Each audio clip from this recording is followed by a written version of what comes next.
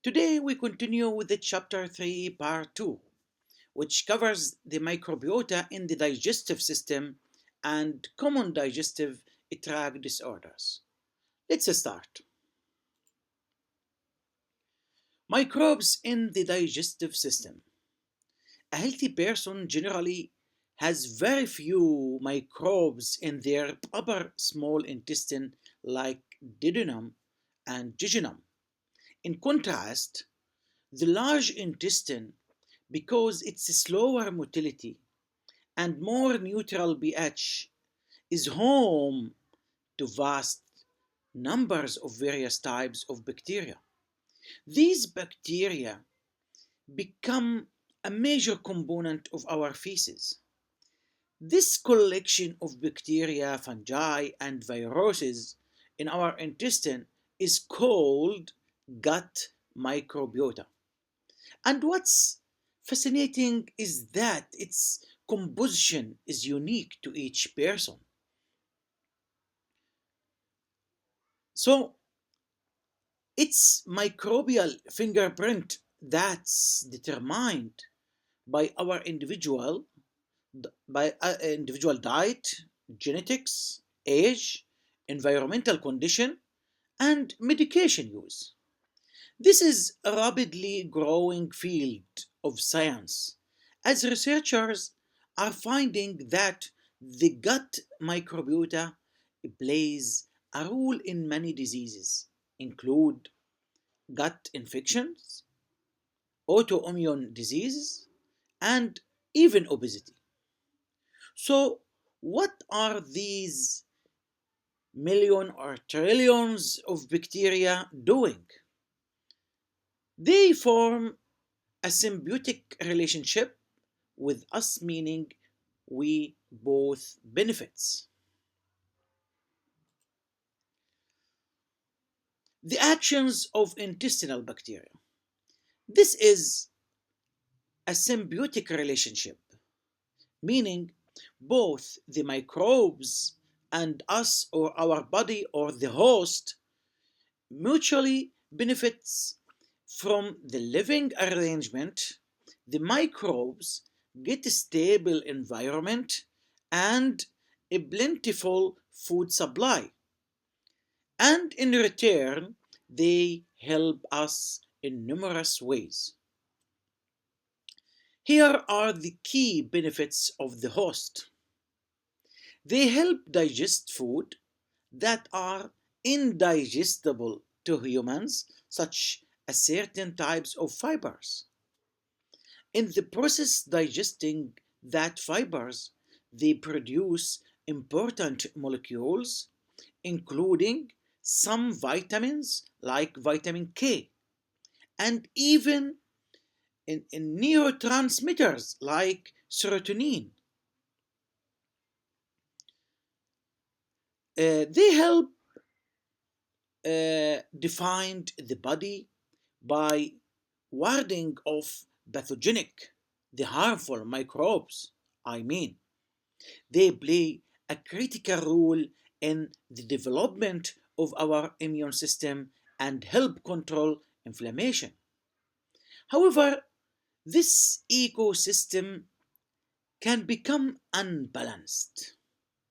This condition is called dysbiosis. This is when potentially harmful bacteria populations override the beneficial ones, or when the overall diversity decreases. The causes of dysbiosis include factors like antibiotic use. The antibiotic may kills good bacteria along with the bad. Also, high stress levels and diet high in processed foods. Dysbiosis is linked to numerous diseases, include chronic intestinal diseases, heart diseases, obesity, and even mental health conditions like anxiety and depression. The next slide, I will show you the figure that gives you a great visual summary of the factors that lead to healthy gut versus diseases gut. Look at the figures. The figures is a beautifully illustration the two paths. On the right, look at the right side, the blue color, you see the path to health. Things like dietary fibers consumption and a probiotic or prebiotic intake lead to beneficial outcomes such as vitamin and neurotransmitters production, improved lipid metabolism, insulin sensitivity, and reduce risk of some infections. Here in the right side, the blue color, there is a dietary fiber consumption, probiotic and prebiotic intake, vitamin and neurotransmitter production, antioxidant production, improved lipid metabolism, and decrease gut inflammation and the insulin sensitivity also, and reduce a risk of some infections. While in the left side, in the orange color, you see factors contributing to the disease. Things like high sugar intake, anti-acid and antibiotics, and indigestible protein consumption can lead to harm molecule production, gut inflammation, insulin resistance, cardiovascular disease risk, and condition like diarrhea, maybe, uh, and irritable bowel syndrome, as well as depression and anxiety. This is clearly shows how our dietary choices directly feed and shape our gut microbiota, which in turns influences our overall health.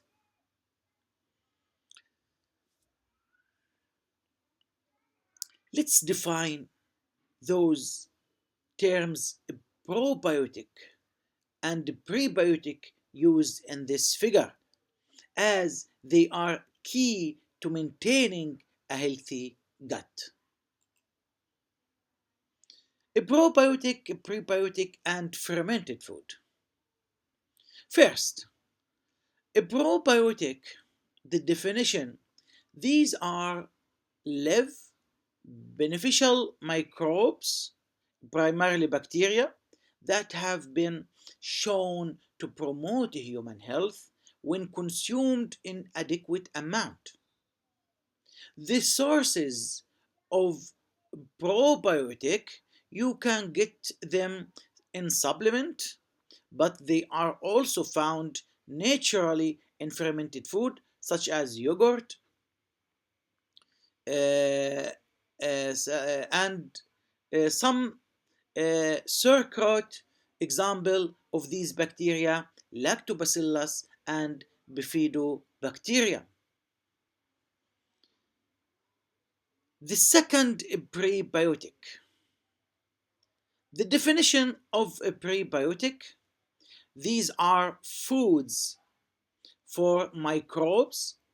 They are substances, typically different types of fibers that are non-digestible by the human.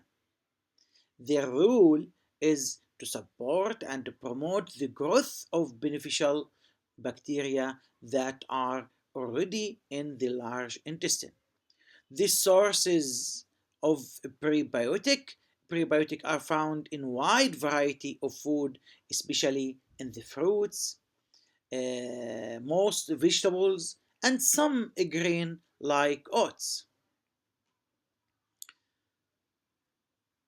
Finally, the fermented food.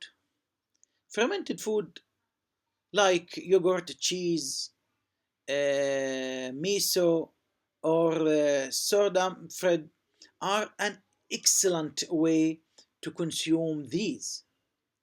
They are made through controlled activity of live microbes and may be a better source of a probiotic than compared with the capsules, as they often have a greater number of bacteria that are better able to survive a transit through the digestive tract. In recent years, a much more direct methods of altering gut microbiota has been developed to treat severe infection. This is called fecal microbiota transplantation. Fecal microbiota transplantation, or FMT, also known as a stool transplant, is exactly what it sounds like: the introduction of fecal material from a healthy donors into recipient large intestine. This is highly effective treatment for a severe and, and stubborn infection caused by bacteria Clostridium difficile or Clostridium, also that make infections to the human. This is highly effective treatment for a severe for the human.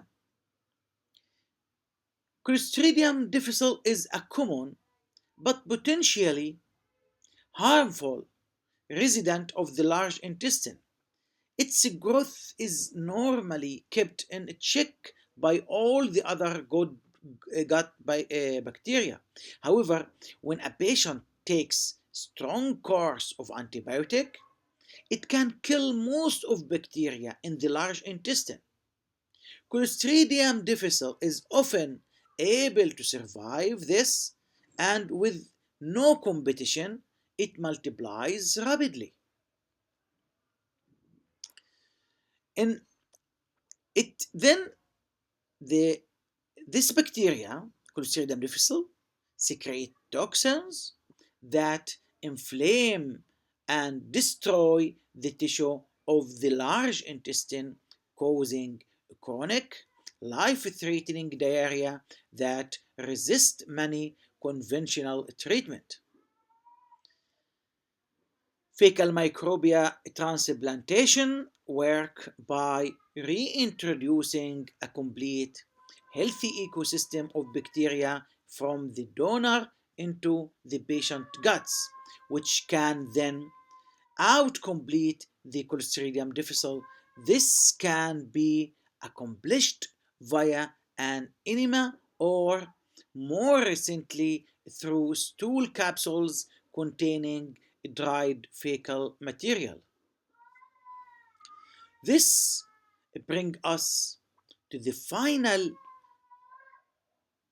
part in this lecture. Now that we understand the normal function of the entire tract and its microbiota, we can better understand the common disorders that affected it. The common digestive tract disorders. Let's start at the top of GI tract with gastroesophageal reflux, or GER. This is commonly called heartburn or acid reflux. About half of the American adults experience it occasionally.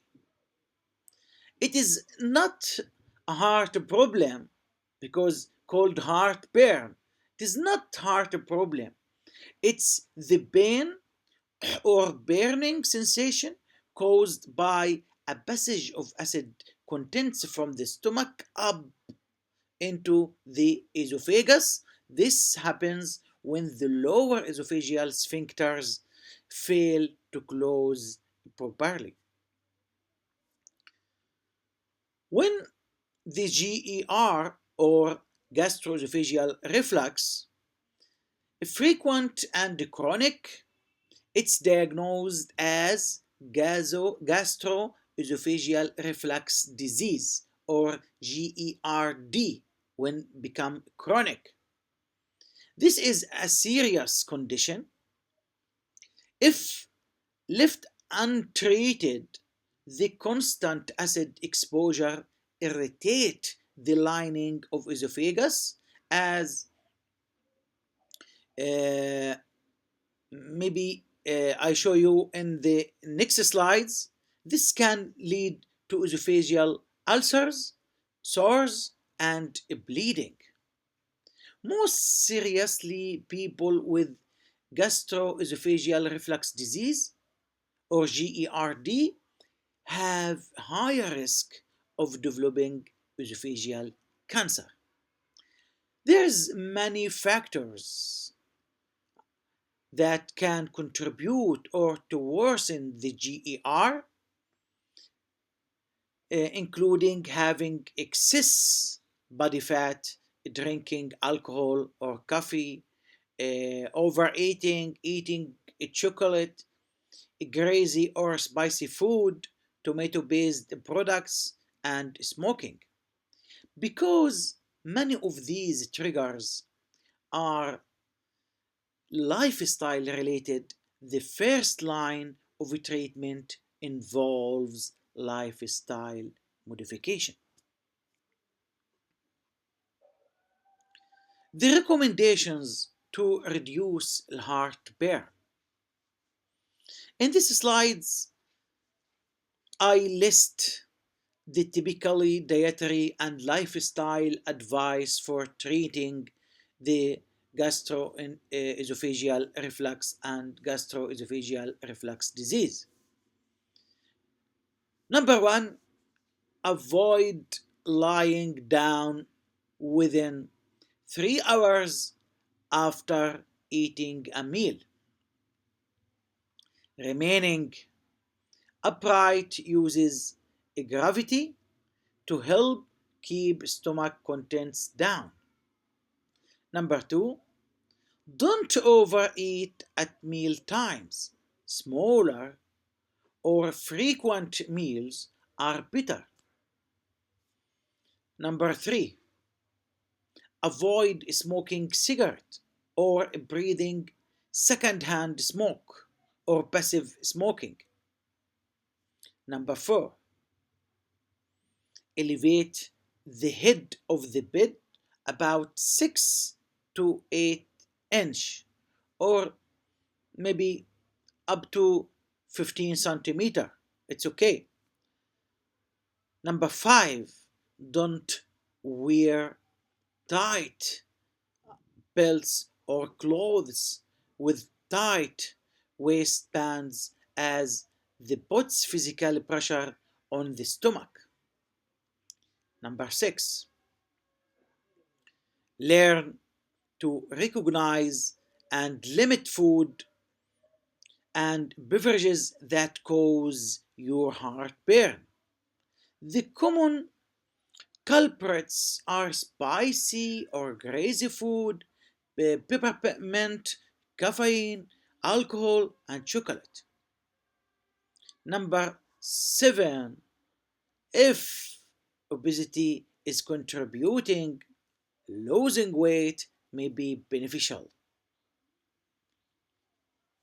Now we want to move down to the stomach. Let's discuss the vomiting.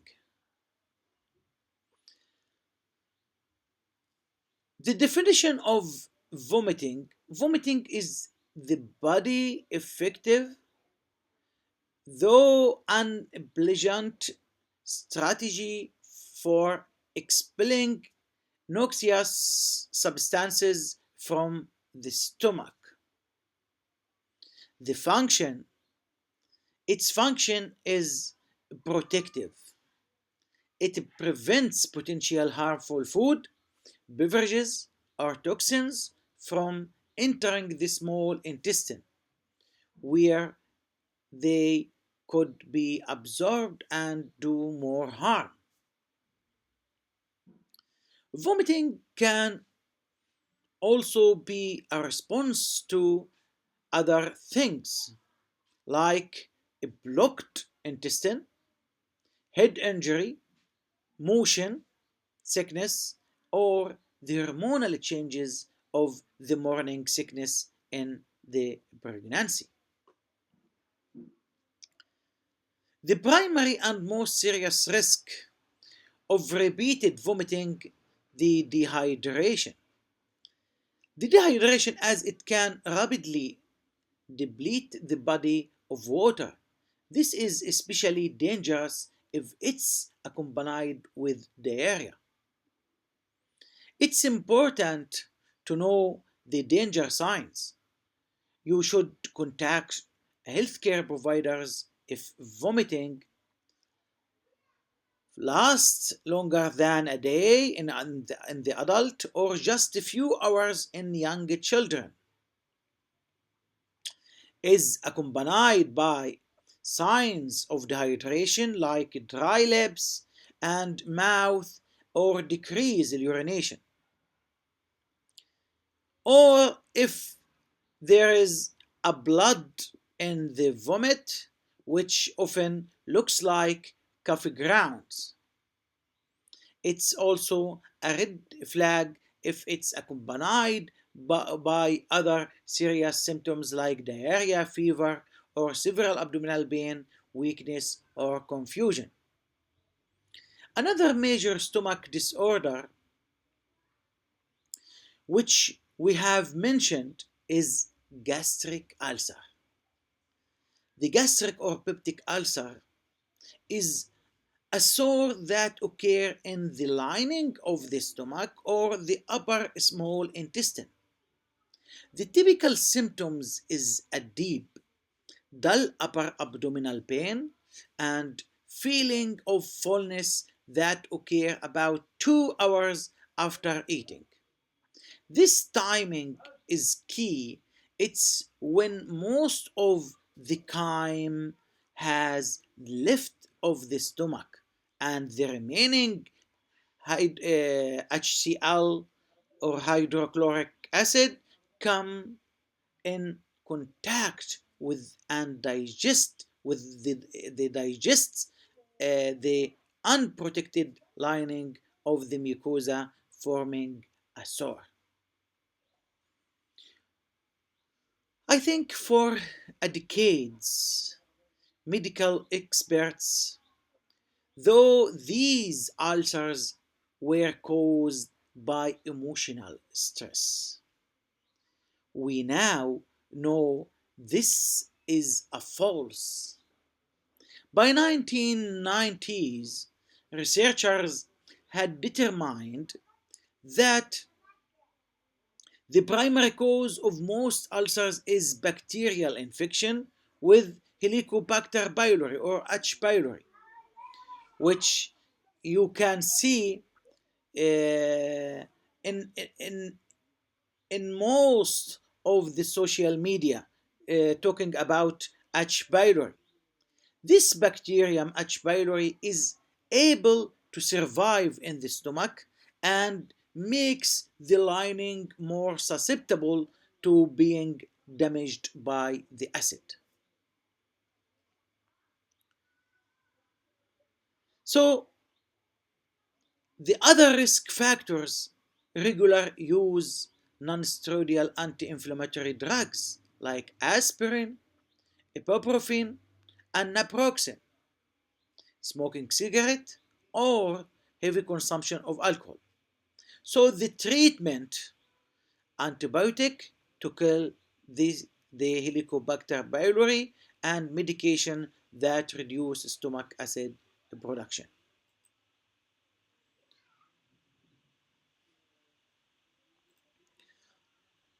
Okay, in this table,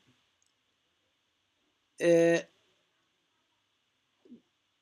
maybe conclude or summarize the factors that increase risk of gastric ulcer.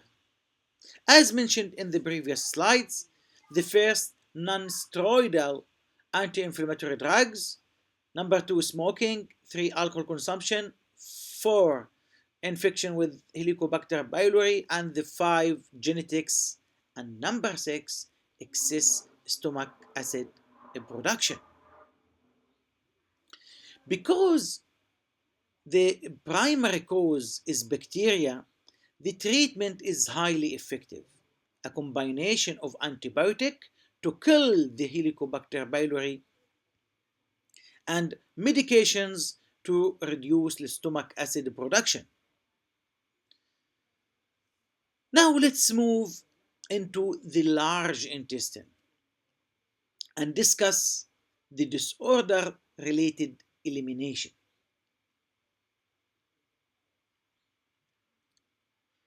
We want to talk about constipation and diarrhea. The constipation is a condition characterized by having fewer than 3 bowel movements per week or having stool that are difficult to eliminate. The common cause include lack of dietary fibers, low water intake, taking certain medication, psychological disturbances like anxiety or depression, and the changes to one's typically routine such as taking a long trip. A painful and common consequences of chronic constipation is the hemorrhoids. Hemorrhoids are cluster of small veins in the anal canal. The chronic constipation and starting during bowel movement play a role in causing these veins to become inflamed and swollen. In many instances, the first step is to becoming more regular is to add more fiber rich food, more consume of water, and as we learned, fermented food or probiotic and prebiotic supplement in the diet. The opposite of constipation, of course, is diarrhea. Diarrhea is a condition characterized by frequent bowel movement with loose or watery stool. It occurs when the balance of water secreted into the large intestine or absorbed from it becomes normal, so excess water remains in the feces.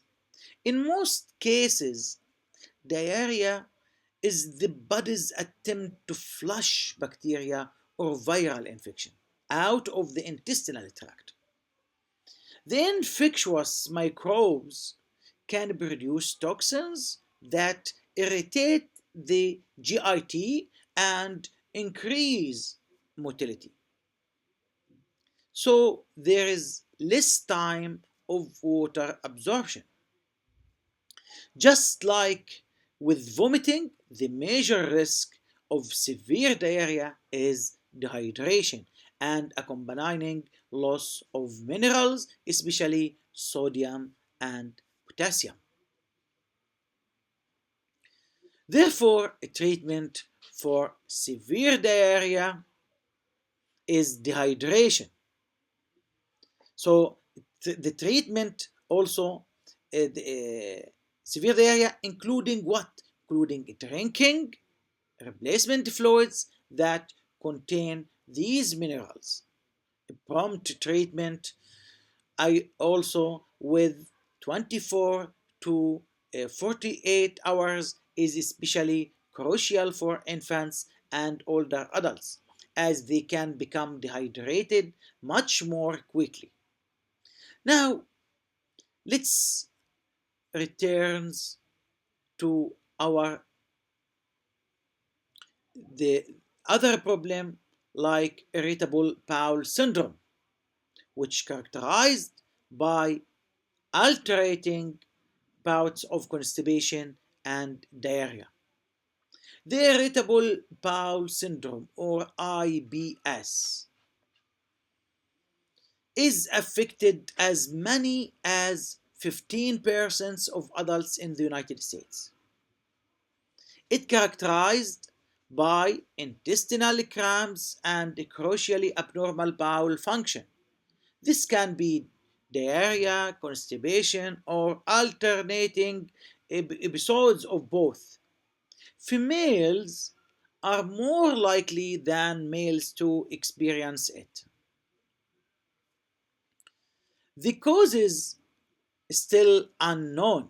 However, it is associated with a history of intestinal infection, eating certain food and beverages, and as emotional stress in some cases. I want to emphasize the difference between irritable bowel syndrome and irritable bowel disease. Irritable bowel syndrome doesn't result from a chronic inflammation of the intestinal tissue, while irritable bowel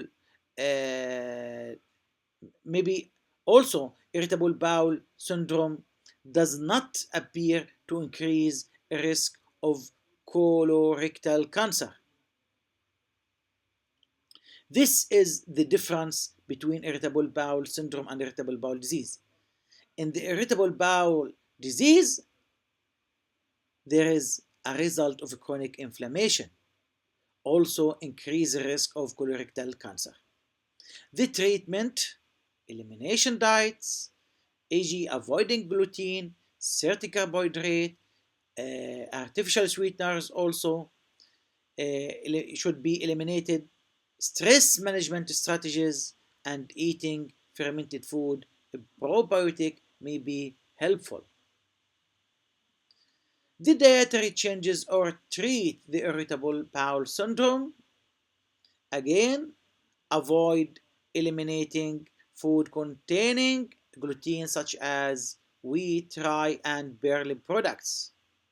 Reduce consumption or of or eliminate food containing certain carbohydrates that are more difficult to digest, such as dairy products, uh, sorry, wheat products, and some fruits and vegetables. Reduce or eliminate consumption of food and beverages that contain large amount of artificial sweeteners. Now let's discuss two other disorders. Inflammatory bowel disease, which often confused with the irritable bowel syndrome, but is much more severe and a chronic condition.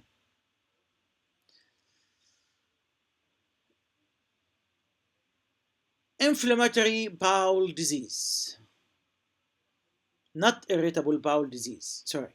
Inflammatory bowel disease, or the other disease is irritable bowel syndrome. Inflammatory bowel disease is a condition characterized by chronic inflammation on the GIT. This is an autoimmune disorder, a chronic condition where the body's own immune system doesn't function properly and begin to attack normal cells. This is the definition of inflammatory bowel disease. The typical signs and symptoms include diarrhea, rectal bleeding, abdominal cramps, fever, unintentional weight loss. People with inflammatory bowel disease typically experience flares. The flares is a symptoms period, which are periods where the signs and symptoms occur, followed by periods of remission where they are relatively healthy. The actual cause is unknown, but it's thought that an environmental triggers like infections, stress, or dietary factors causing susceptible person's immune system to function normally. Highly processed food appears to be particularly problematic.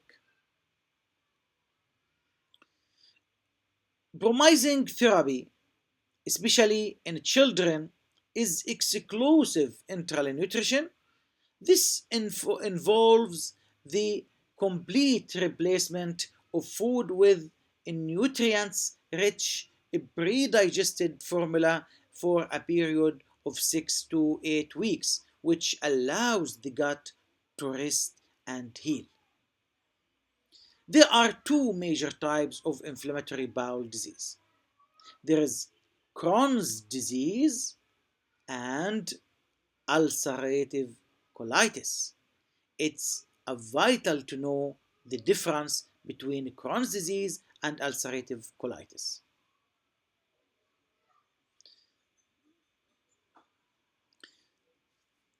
The Crohn's disease.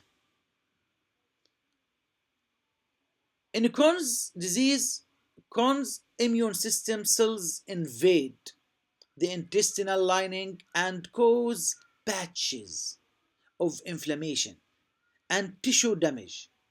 These lesions are often described as discontinuous. In Crohn's disease, critically, it can affect any part of the GIT, from the mouth all the way to the anus.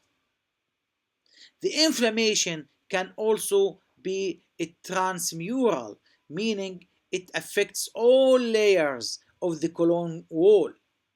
This can lead to serious complications like intestinal abscesses, that mean infected sores, and fistulas, which are abnormal opening or connections that form between the two regions of the intestinal tract or between the tract and abdominal organs. On the other hand, ulcerative colitis, or UC, in ulcerative colitis, people developed ulcers in the mucosa of the colon and rectum. These sores spread in a continuous pattern, usually beginning or at the rectum and moving up the colon. Unlike chronic ulcerative colitis affected only the colon and rectum, it doesn't occur elsewhere in the GIT. Unfortunately, both of these diseases conditions significantly increase person's risk of developing colon cancer.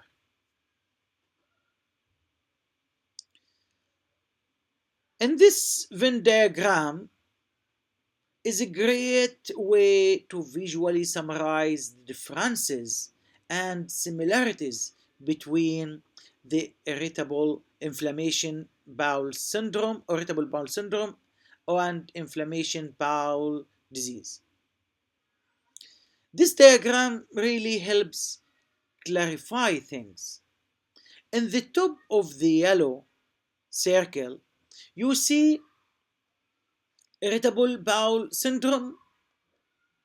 The key takeaway are the cause is unknown.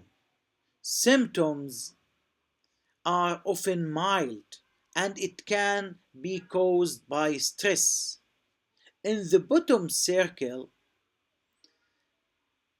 you can see inflammatory bowel disease, which include both Crohn's disease and ulcerative colitis disease. These are autoimmune disorders involves or involving chronic inflammation. They range from medium to high severity and they may increase the risk of colon cancer. In the overlap between irritable bowel syndrome and inflammatory bowel diseases, you can see they share symptoms like chronic diarrhea and abdominal cramping. Both involves gut microbiota disturbances. In the overlap between irritable bowel syndrome and irritable bowel and inflammatory bowel disease, you can see they share symptoms like chronic diarrhea and abdominal cramping. Both involves gut microbiota disturbances and both use dietary strategies for treatment. Then you can see the two types of irritable inflammatory bowel disease, the chronic disease here, and can impact any area of the GIT and has superficial discontinuous lesion, while ulcerative colitis is the specific of the colon and has deep continuous lesion. And finally, let's look at one of the last common disorders of the large intestine is diverticulosis. Diverticulosis and diverticulitis. This is a very common condition, especially in older adults. First, diverticula are small pouches that form in the inner lining of the large intestine. They push out through weak region of the colon wall. The conditions or the condition of simply having these pouches is called diverticulosis. Is a very common and most people have no signs or symptoms, so they are not even aware they have it. The problem begins if bacteria of some feces become trapped in these little pouches. This leads to diverticulitis, which is a painful inflammation and infection of the diverticula. This can be a serious medical tissue. In some cases, blood vessels near the diverticula can become damaged, causing rectal bleeding. The treatment of diverticulitis or the infected states often requires antibiotic and in some cases surgery to repair the colon. This concludes our detailed journey through the digestive system from the mouth to the anus and our review of its most common disorders. Thank you and see you next lecture. Goodbye.